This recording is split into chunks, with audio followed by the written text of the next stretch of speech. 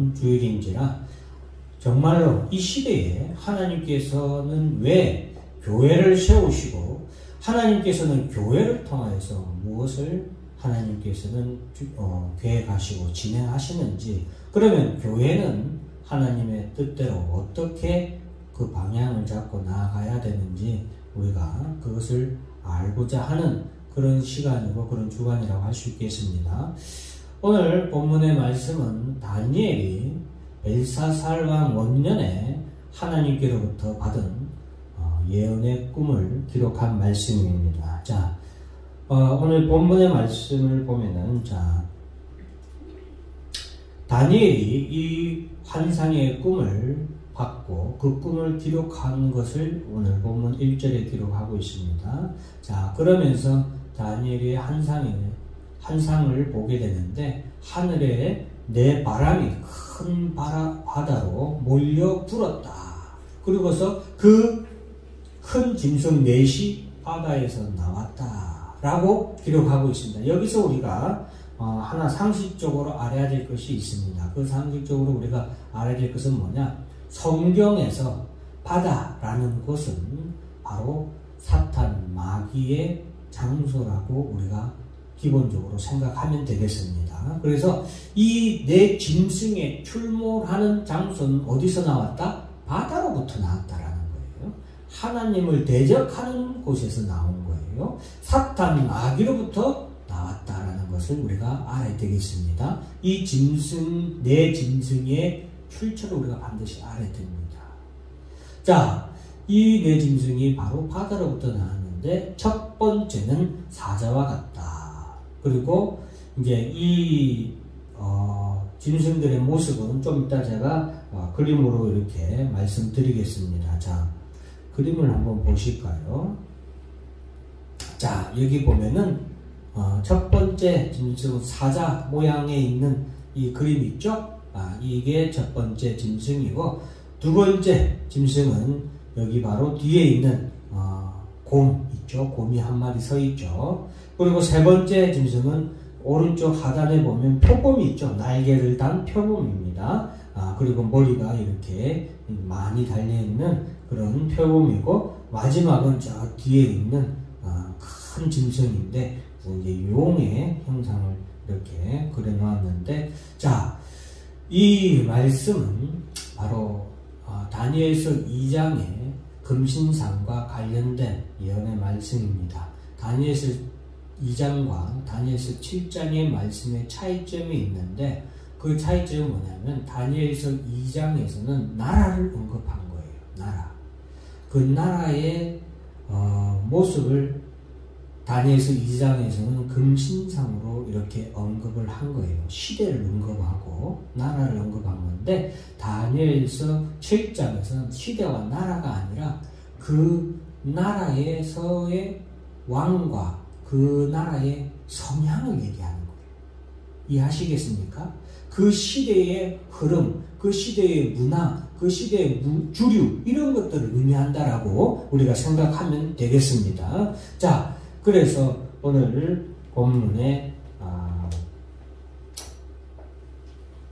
이 말씀을 보면은, 자, 첫째는 4절 같이 한번 읽어볼까요? 시작. 첫째는 사자와 같은데 독수리의 날개가 있더니 내가 보는 중에 그 날개가 굽고 땅에서 들려서 사람처럼 두 발로 서기함을 받았으며 또 사람의 마음을 받았더라. 이것은 이제 우리가 다니엘서 2장과 3장을 거치면서 우리가 느부갓네살 왕이 일어났던 일들을 우리가 직접 배웠죠. 그래서 바로 이 사자는 바로 이 느부갓네살 왕, 그 시대의 왕을 의미하는데, 그 왕은 사자와 같다. 그리고 독수리의 날개가 있었다라고 말하는 것입니다. 그래서 이 시대는 바벨론 시대에 왕을 나타내고, 둘째는 곰과 같았다라고 했죠. 그리고 그 몸 한쪽을 들었고 그 입에 있어있는 새 갈빗대가 물렸다.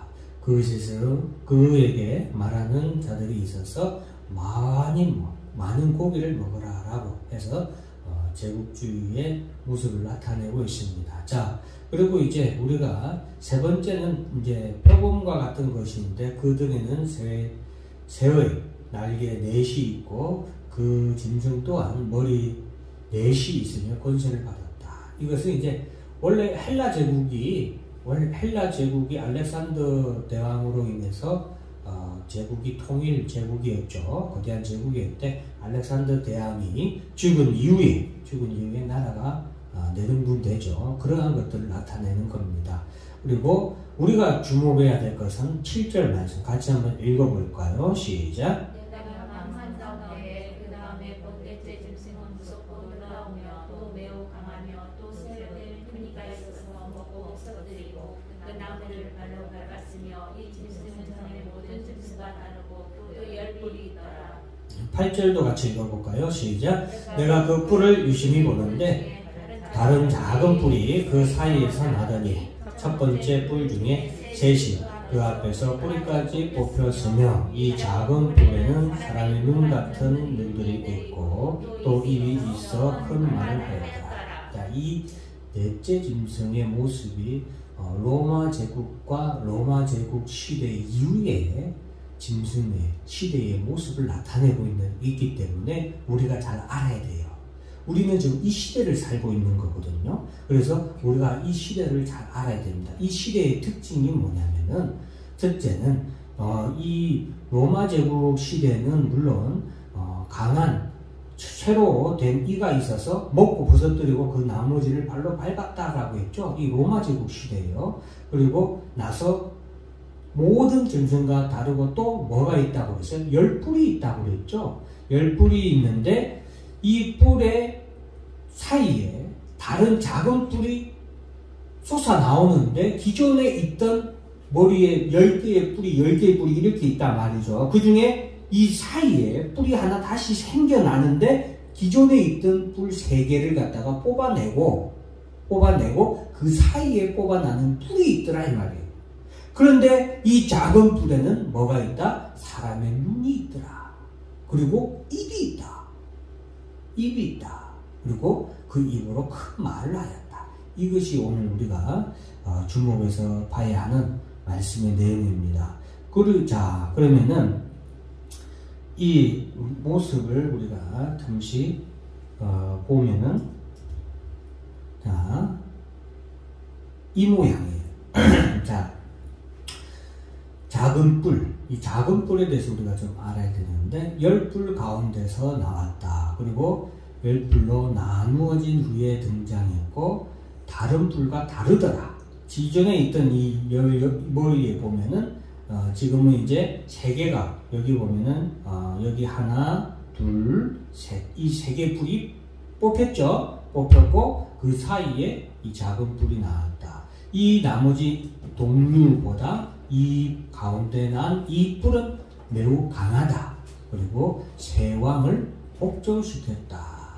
그리고 이 뿔은 말로 지극히 높으신 자를 대적했다. 그리고 이 뿔은 지극히 높으신 자의 성도를 괴롭혔다.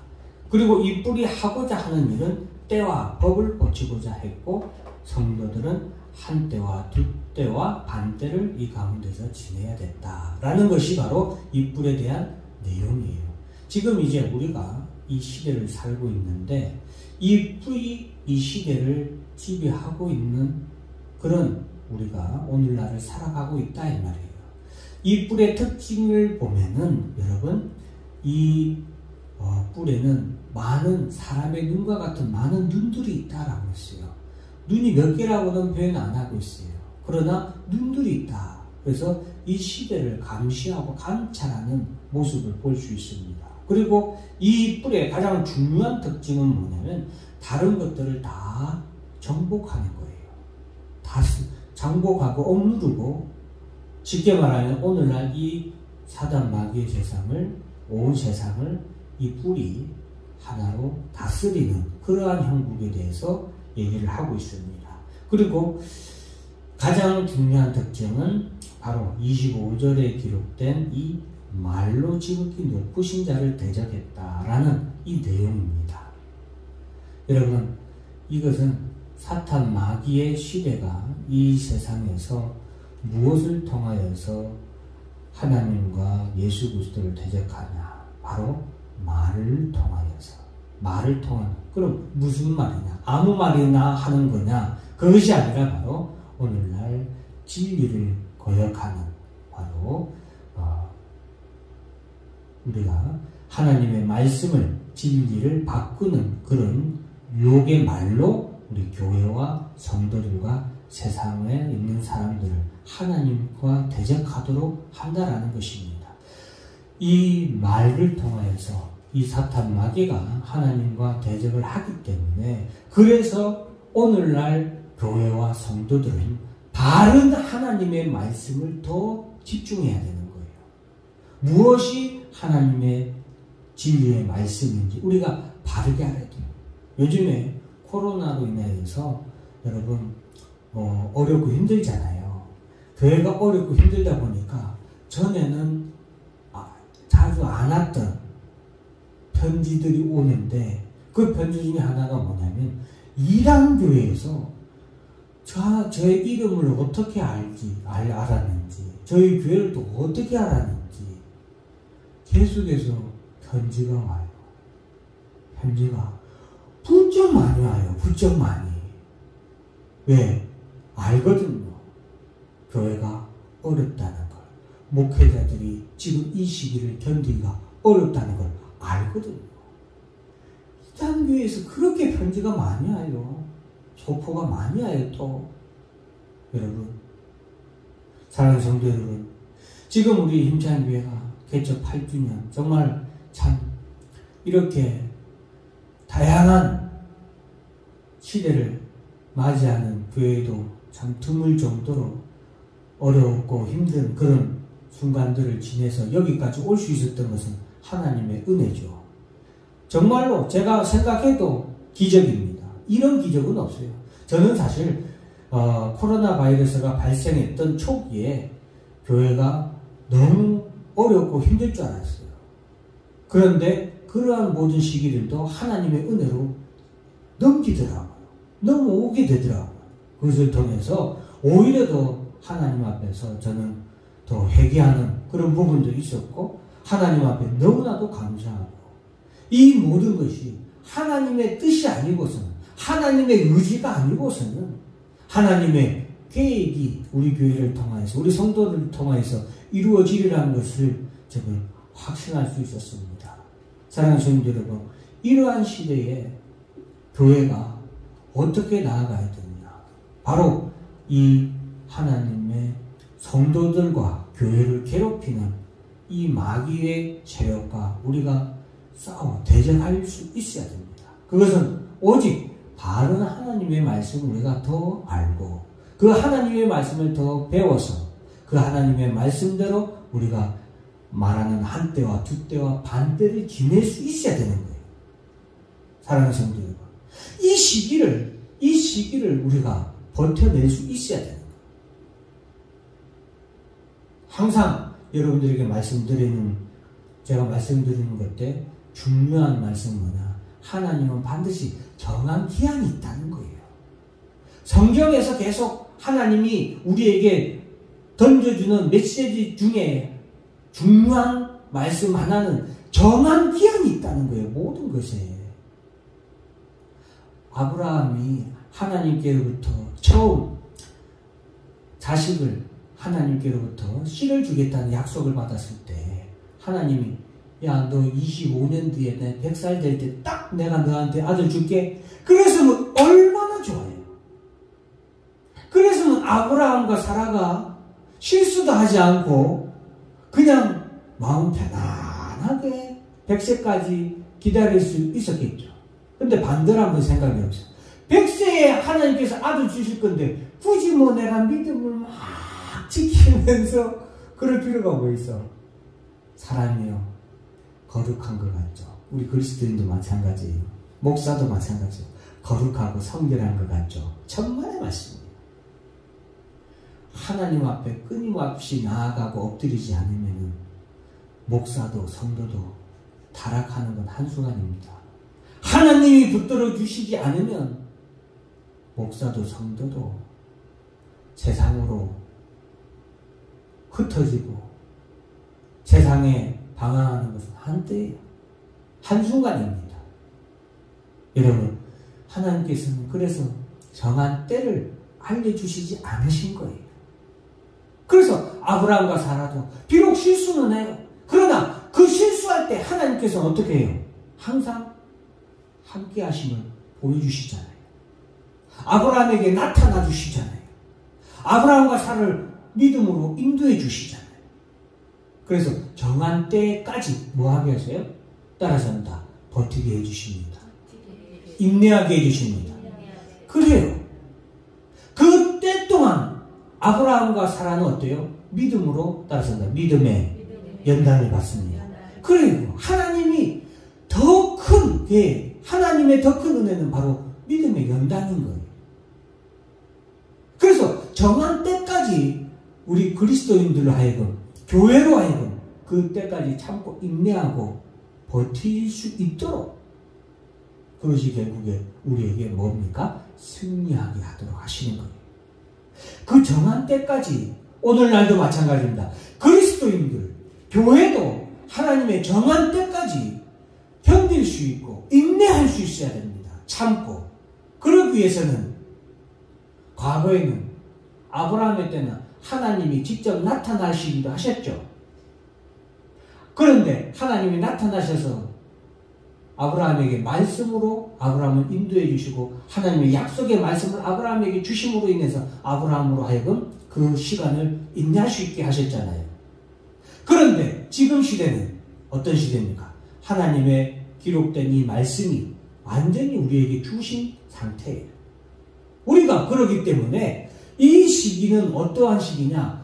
기다리고 인내하는 이 시기에는 하나님의 말씀을 우리가 늘 가까이 하고 이것을 하나님께서 우리와 함께 하시는 증거로 우리가 믿고 이 바른 말씀을 보고 배우며 우리가 그 때를 능히 기다리고 인내할 수 있어야 된다라는 것입니다. 그것이 바로 교회와 성도들의 사명입니다. 사랑하는 성도 여러분, 지금 이 시기에 이 코로나19만 해도 얼마나 세계가 난리고 얼마나 힘든 시기입니까? 그런데 전쟁이 일어날 거라고 생각은 했습니까? 저도 상상도 못했습니다. 와, 지금 이 시기에 그것도 미국 다음으로 강한 러시아가 전쟁을 일으킬 줄은 상상도 못했습니다. 미국이 러시아가 전쟁이 일어나면 가만히 안 있겠다 했지만 지금 어떻게 해요? 가만히 있잖아요. 가만히 있을 수밖에 없어요. 핵무기는 러시아가 더 많아요. 전쟁이 일어나면 그는 인류 종말의 전쟁인 거예요. 그냥 버튼 누르면 끝나는 거예요. 자, 여러분, 정말 그런 전쟁이 일어날까 안 일어날까 우리는 상상할 수도 없죠. 안 일어난다고 보장도 못해요. 저 지금 전쟁이 일어날 줄 누가 상상했습니까? 그러나 핵전쟁이 일어난다 안 일어난다 우리는 알 수 없죠. 그러나 안심할 수도 없어요. 여러분, 이러한 시기에 교회와 성도들은 정신을 바짝 차려야 됩니다. 우리가 오직 바라는 것은 예수 그리스도를 바라볼 뿐입니다. 교회가 오직 이 시기에 하나로 우리의 마음과 우리의 눈을 집중할 것은 바로 예수 그리스도예요. 집중해야 됩니다. 더욱더 예수 그리스도께 집중해야 돼요. 자, 오늘 본문의 말씀에서도 자 13절 같이 한번 읽어볼까? 13절 14절 시작. 내가 또 백성 중에 보니 인자 같은 이가 하늘 구름을 타고 와서 애처부터 항상 계신 이에게 나아가 그 앞으로 인도되며 그에게 권세와 영광과 나라를 주고 모든 백성과 나라들과 다른 언어를 말하는 모든 자들이 그를 섬기게 하였으니 그의 권세는 소멸되지 아니하는 영원한 권세요 그의 나라는 멸망하지 아니할 것입니다. 여러분, 다니엘이 보았을 때 인자 같은 이가 하늘 구름을 타고 와서 바다는 어디를 나타낸다 했어요? 사탄 마귀를 나타낸다 했죠. 하늘은 어디입니까? 하나님의 보좌를 의미하는 거예요. 하나님께로부터 나라로부터 오시는 이가 있는데 그게 누구예요? 인자 같으니. 이 말도 참 명품 말이라고 생각해요. 인자는 인자인데 어떠니? 인자 같으니라는 거예요. 예수 그리스도의 신성과 인성을 동시에 표현한 말이에요. 다니엘이 그 예수를 보는데 인자, 그러니까 사람이 내려왔다 이게 아니에요. 인자 같은 분이 하늘로부터 내려왔다. 예수 그리스도에 오시면 어디로부터 온다? 하늘로부터 오신 분이다. 그런데 그분은 신성과 인성을 같이 가지고 계신 분이다. 그리고 그분은 구름을 타고 와서 옛적부터 항상 계시니 하나님, 성부 하나님이죠. 성부 하나님께로 인도됐는데 하나님, 성부 하나님은 예수 그리스도께 권세와 영광과 나라를 줬다. 권세, 영광, 나라를 줬다. 권세는 무슨 권세냐? 권세에 대해서 첫 번째 설명하는 거예요. 모든 나라, 모든 백성과 나라들과 다른 언어를 말하는 모든 자들이 그를 섬기게 하는 뭐입니까? 통일왕국의 권세를 준 거예요. 만물을 다스리는 권세를 누구에게 줬다? 예수 그리스도에게 줬다. 이걸 알아야 돼요. 그에게 권세. 만물을 통일해서 만물을 다스리는 만유의 권세를 누구에게 줬다? 예수 그리스도께. 그래서 우리가 만유의 왕, 예수 그리스도를 말하는. 그리고 그 영원한 권세다. 그 권세는 어떤 권세다? 소멸되지 아니하는 영원한 권세다. 지금 우리가 다니엘의 신상에서도 그렇고 지금 내 짐승의 환상에서도 그렇고 우리가 보는 것은 뭐예요? 권세들이 영원했어요? 아니면 일시적이었어요? 일시적인 권세들이었죠. 그렇죠? 그러나 이 하늘로부터 인자 같은 이가 오신 이에게 주는 하나님의 권세는 무슨 권세다? 영원한 권세다. 그에게 영광을 줬는데 그 영광은 무한한 영광이고 나라는 어떤 나라입니까? 멸망하지 아니하는 나라다. 즉 예수 그리스도의 재림을 통하여서 이 땅에 이루어질 마지막 왕국, 마지막 왕에 대해서 설명하는 거예요. 다니엘서 2장에서는 나라에 대해서, 시대에 대해서 설명했죠. 뜨인돌이 날아와서 온 세계가 하나로 통일될 것이다. 그리스도의 왕국이 이루어질 것이다. 라는 것을 말했는데 지금 이 다니엘서 7장에서의 하나님이 다니엘을 통해서 말씀하시고자 하는 것은 왕에 대해서 얘기하는 거예요. 왕에 대해서 집중하는 거예요. 그 영원한 통일 왕국을 다스릴 분은 어디로부터 온다? 하나님 보좌로부터, 하늘로부터 오시는 분이다. 구름 타고 오시는 분이다. 예수 그리스도께서 오시는 것을 나타내는 거예요. 왕의 특징, 특색에 대해서 말해요. 그 예수 그리스도의 권세는 바로 모든 나라를 다스리는 권세다. 그리고 소멸되지 않는 영원한 권세고 그 나라는 영원한 나라임을 우리에게 말씀합니다. 그러면서 이제 다니엘이 근심하는 것인데, 자 18절 다시 한번 읽어볼까요? 시작. 지극히 높으신 이의 성도들이 나라를 얻으니 그들이 영원하고 영원하고 영원하리라. 이것은 이제 마지막 최후의 성도들이 결국에는 하나님의 나라를 얻게 된다. 하나님 나라를 유업으로 얻게 된다. 라는 것을 우리에게 말씀해 주고 있죠. 자, 다니엘의 근심은 이제 마지막 출몰했던 그 넷째 짐승의 모습 때문에 근심하게 되는데 21절 읽어볼까요? 시작. 내가 본즉 우리 성도들과 더불어 싸워 그들에게 이겼더니. 사탄 마귀의 뿌리, 이 뿌리 성도들과 더불어 싸워서 그들에게 뭐했다? 이겼다. 교회의 환란이, 성도의 고난이, 지금 우리가 사는 이 시대는 교회의 궁핍이 있는 시대입니다. 교회에 핍박이 있는 시대예요. 성도의 고난이 있는 시대를 우리가 살아간다라는 것을 꼭 기억해야 됩니다. 여러분, 물질적인 풍요로움이 교회를 풍요롭게 하지 못합니다. 성도의 풍요가 성도의 영적인 고난을 대신하지 못합니다. 지금 시대 저도 요즘에 걸어다니는 젊은 친구들을 보면서 참 부러워요. 저보다 연세 더 드신 우리 권사님들, 장로님들은 얼마나 더 부럽겠어요. 더 참 힘든 시대를 살았잖아요. 저희 아버지는 평생 꿈이 뭐였냐면, 어렸을 때부터 평생 꿈이 삼시 세끼 먹고 사는 게 꿈이었대요. 지금 젊은이들 그게 꿈인 사람이 있어요, 없어요? 없죠. 없어요. 지금 젊은이들 얼마나 좋은 풍요로운 시대를 살아가고 있습니까? 기억하세요. 그러나 이 세상의 풍요는 결코 교회가 평안하고 교회가 풍요로운 것하고는 결코 일치하지 않다라는 것이에요. 교회는 이 시대에, 이 살기 좋은 시대에, 이 살기 좋은 나라에서 오늘날 한국교회는 더 긴장해야 되고, 한국교회 성도들은 더 경계하고 더 조심해야 됩니다. 깨어 있어야 됩니다. 왜? 이 뿔이 성도들과 싸워서 이기는 시대를 살고 있기 때문에 그렇습니다. 그 시기는 고난의 시기고, 환난의 시기고, 핍박의 시기예요. 22절 읽어볼까요? 시작. 이때부터 항상 계신 이가 와서 지극히 높으신 이의 성도들을 위하여 원한을 풀어주시고 때가 이르면 성도들이 나라를 얻었더라. 원한을 풀어주셨다. 이 말은 성도와 교회가 가슴에 뭐가 맺힌 거예요? 한이 맺힌 거예요. 지금 교회와 성도들이 한이 맺힙니까? 그 정도로 고난이 심해요?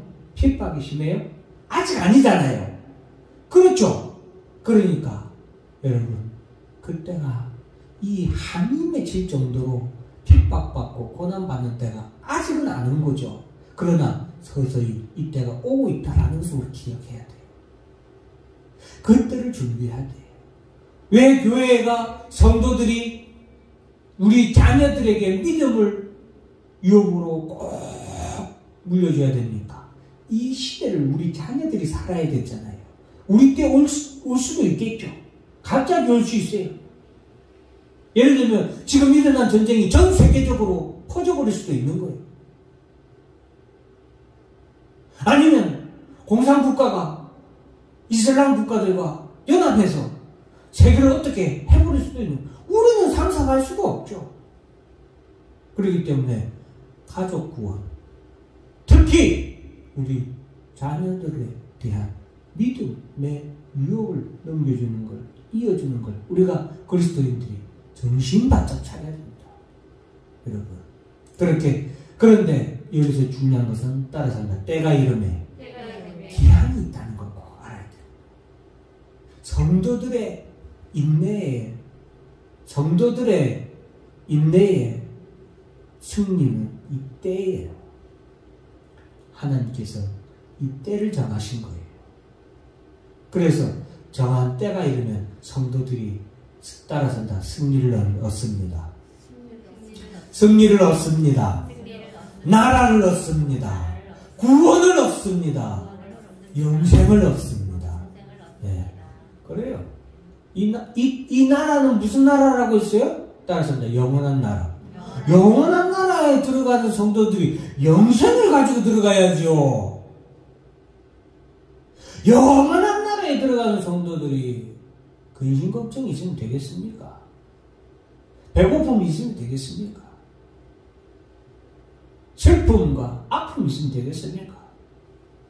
여러분, 그래서 이 영원한 나라가 우리에게 임하는데 25절 다 같이 한번 더 읽어볼까요? 시작. 그가 장차 지극히 높으신 이를 말로 대적하며 또 지극히 높으신 이의 성도를 괴롭게 할 것이며 그가 또 때와 법을 고치고자 할 것이며 성도들은 그의 손에 붙인 말에 한때와 두때 반때를 지나리라. 성도들은 그의 손에 뭐가 됐다? 붙인 바 되었다. 하나님의 뜻입니다. 교회의 환난도 하나님의 주권 아래에서 이루어집니다. 그렇기 때문에 우리는 인내할 수 있죠. 그렇기 때문에 교회와 성도는 슬퍼하거나 절망하거나 낙심하지 않습니다. 왜? 이 모든 것이 하나님의 주권 아래에 있기 때문이고 그 맡긴 바 된 것에는 한때 때와 두 때와 반 때라는 정한 하나님이 딱 정한 기한이 있기 때문에 교회와 성도는 실망하거나 절망하지 않습니다. 인내하죠. 끝까지 인내합니다. 그것이 교회의 특징이고 성도의 특질이에요. 그리스도인, 참 그리스도인의 특징이 죽으라고 인내하는 것. 왜? 하나님의 정한 기한이 있기 때문에. 26절 다 같이 시작. 그러나 심판이 시작되면 그는 권세를 빼앗기고 완전히 멸망할 것이요. 그러나 정한 기한이 이르면 심판이 시작된다. 사탄 마귀는 권세를 빼앗기고 완전히 멸망할 것이다. 그리고 27절 말씀 다 같이 시작. 나라와 권세와 온 천하 나라들의 위세가 지극히 높으신 이에 거룩한 백성에게 붙임바 되니 그의 나라는 영원한 나라이며 모든 권세 있는 자들이 다 그를 섬기며 복종하리라. 예. 여러분, 사랑하는 성도들, 오늘날 한국 교회와 성도들 이 때를 잘 준비해야 됩니다. 슬기로운 처녀들은 등장만 있는 게 아니라 모두 같이 준비했으니까 기름 같이 준비했어요. 이 긴 밤을 지내려면 뭐가 필요해요? 기름이 필요한 거예요. 교회와 성도들 요즘 코로나로 인해서 교회 나오기 어렵죠. 그런데 이런 때일수록 우리가 이 교회에서 한 때와 두 때와 반 때를 지낼 수 있는 믿음과 인내와 기다림이 있어야 됩니다. 교회와 성도의 소망은 예수 그리스도예요. 그 예수 그리스도를 바라보며 인내하며 승리하시는 성도 여러분들과 우리 교회가 되기를 주 이름으로 축원합니다. 기도하겠습니다. 사랑과